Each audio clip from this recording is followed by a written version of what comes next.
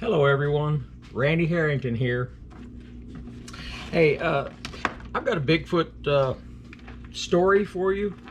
I mean, it didn't involve a sighting, but it's one I've been alluding to a couple times on some of the things that I've been doing or talking about online. And this can only be told in story form because I tried to get the location. You know, I would rather show everybody exactly the location of where these things happen, but in this particular instance, the gentleman that we were on the property with, it was someone who allowed him on the property, and he can't give me the exact location, but I can tell you the parties involved. It was myself and Mike Hall. He's from Palestine, Texas, somewhere down in there. And the property was southeast of Palestine, down close to the Sabine River. I may not be saying that correctly, but I remember one night us leaving this property and going down to some river bottoms with my thermal camera. So it was very close to the Sabine River. But it was a private property, and there was another gentleman with us, and his name is Daniel Falconer. And he actually works for a Weta workshop in New Zealand, you know, for big movie productions, you know, like King Kong and Lord of the Rings and things like that, special effects. I have a signed picture from Daniel where he was working on, remember from Lord of the Rings, those big trees when the hobbits were in those trees and the trees started walking with the hobbits in the trees? Well, I've got a picture of him modeling one of those trees, and he signed it for me. So that was all nice and fun, but he's a Bigfoot enthusiast. So his name is Daniel, and I met him in 2010, and this all happened in 2010. I was speaking at a conference in the Boggy Depot, which is a place in Oklahoma by McGee Creek Lake. And so that was in 2010, and so we all spoke there, and we had a couple of weeks that we were going to spend together. So we from there went to the Kiamichi Mountains, which is my area of interest on this particular ridge, where if you go back and watch some of my videos, you'll see a lot of activity on this particular ridge. Well, that's the ridge that we went to camp. So we camped a few nights there. Didn't have anything significant happen, but so after that we went down to Texas, where Mike lived, and to this property. And the interesting thing about this property is very rural, you know, gravel road. When we pulled in, I mean, very brushy and lots of trees and lots of acreage. So we pulled in through, you know, just really a dirt path to get to a central location on this property. And I had a trailer at the time that I was pulling a Polaris. And so we pull into the property, and you know, we're getting out and we're kind of setting things up, and we're chit-chatting about the area, and you know, and, oh yeah, you know, this is great, and you know, there's a ridge over there. And while we were there, we heard a knock, and we all look at each other, and I was like, well, that's a good sign. You know, you heard a nice solid knock coming off a ridge just above us on this property. So you know, that kind of got the juices flowing a little bit, where we were kind of excited about that. So there was a house on this property, and you know, we did some exploring of the property, and using the Polaris, and drove around, found the perimeter of the property, found, you know, there were some fences there, and some fences were old and worn out fences that were kind of broken down. So it hadn't been upkept in a long time. So like I said, it was a private property, but there was a house on the property that myself and Daniel Falconer took the Polaris and found our way to, where there was this a good sized house on this property, and it was open and empty. And we went in there, and the decor in this ranch style house was probably from the 1980s, very 1980s shag carpet type stuff and tile work.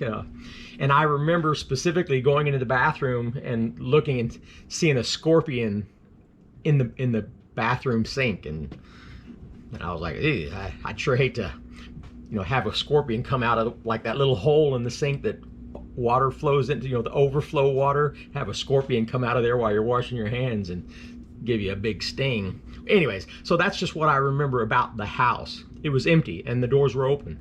So, and clearly hadn't been lived in. Could have been upwards of 20 years or more. So that's how run down this rural property was. And so the incident that I want to talk to you about is we had the campsite set up. I had the trailer, and of course we had a campfire, in our lawn chairs, and there were trails kind of throughout the property, and it was almost like we were parked in a central location with trails that left that central area.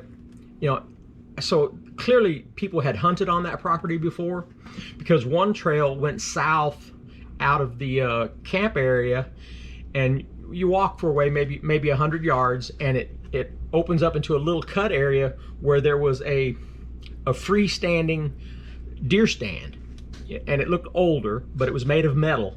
It was one of those tripod type that has a seat at the top, so it was very, very generic type deer stand. Well, anyways, all of this comes into play with what I'm going to tell you. So we have our nighttime activities where we're sitting around the fire, just discussing things. Of course, when you're Bigfooting, you're telling a lot of Bigfoot stories and just enjoying the company. And, other than that tree knock that we heard initially when we were setting up the camp, we really hadn't had a whole lot. There were some maybes and some other stuff and some possibilities, maybe some impressions in the ground, but nothing significant. Well, Mike Hall chews tobacco. He's a heavy tobacco chewer at the time, and he had a certain type. Now I don't know what type of chewing tobaccos there are. Let's just say it was Red Man. I don't even know if that is a brand, but let's just say it was Red Man. And so he'd chew and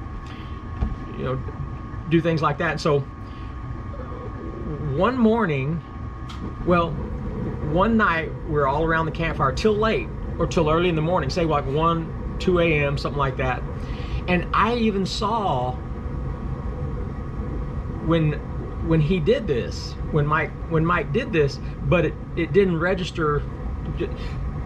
What he did was he took his jacket off and he folded it up and put it in his collapsible lawn chair, closed up the lawn chair and laid it right there by the our eating table or whatever. And we all did the same thing, because we didn't want heavy dew. Sometimes you'll wake up in the morning, there's heavy dew on the seat of your chair, and you don't want that. So we all folded our chairs up and laid them down, but he had put his jacket in, folded it up and laid it down, so it was all enclosed.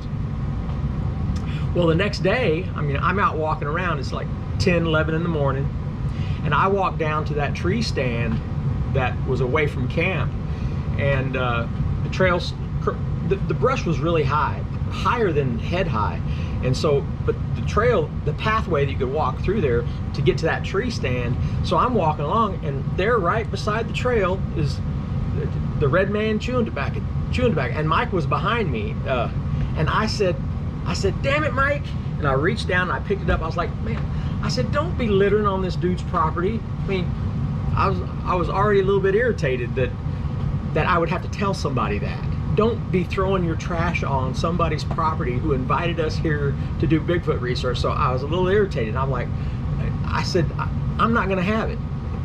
And I was the guest. I was the one invited there, and I'm being more protective of the land, I thought, than who I thought was littering there. So I was irritated. Mike goes, "That's not mine." And I go, "Mike," I said, "I was down here 3 times yesterday. That was not there." And I said, "Besides, it's your brand." It was a brand that is not common, so it was where I was like, "Yeah, it's yours, and you're not going to convince me that you didn't throw it there, so clean it up."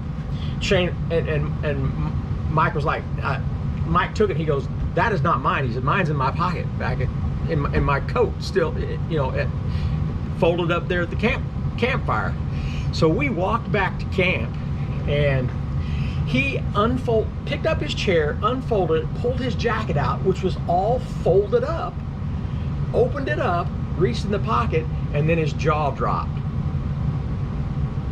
He said, "This is my can of chewing tobacco." So think about that. Now I try to be logical. Could it have been a raccoon? Sure, it could have been a raccoon. Could a raccoon have worked its way into the pocket somehow by smelling the tobacco and pulling that tobacco tin out and leaving everything the way it was? Didn't look like the coat was stretched out or pulled out or anything. It was so. Can a raccoon with intricate little hands kind of find its way into that pocket and pull that out and not make a mess and nobody see that there was anything changed in the scene? Maybe. But here's the part that my logic has to think about. Why would it go through that much work if it could smell the tobacco so much so that it wanted that can of tobacco and not pull the lid off?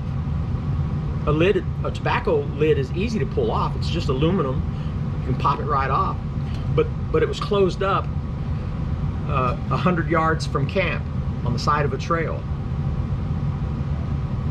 So I'm thinking, whatever took it, popped it open, decided it didn't like it, and put the lid back on, because I wouldn't think that anything in the animal kingdom other than our target species would possibly put the lid back on once it popped it open, smelled it, licked it, tasted it, or whatever, and decided it didn't like it. It should just be left laying on the ground, opened up, and just a mess. That's what it seems logically to me. But instead, it was closed up and on the side of the trail. And I can't see anything taking it, no matter, even if it is our target species, taking it out of the pocket from that closed up situation and going that far with it just to discard it without opening it. So none of that makes any sense to me. What do you think about that? Leave your comments and let me know what you think. And that's for my Texas friends who said they wanted to hear this Texas story. Thank you.